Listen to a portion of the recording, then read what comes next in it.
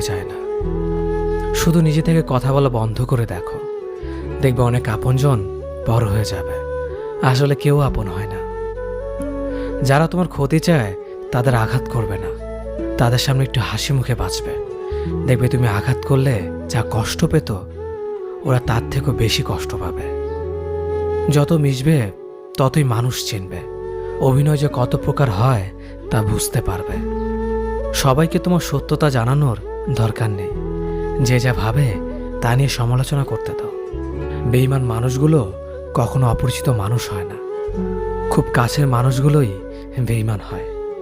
পাতা ঝরার আগে পাতার রং বদলে যায়, আর মানুষ বদলানোর আগে কথা বলার ধরন বদলে যায়।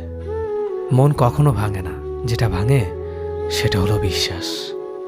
কেউ যদি তোমার সাথে কথা বলা বন্ধ করে দেয়, তাহলে বুঝে নিও তোমার পিছনে তারা তোমার নিন্দা করা শুরু করে দিয়েছে।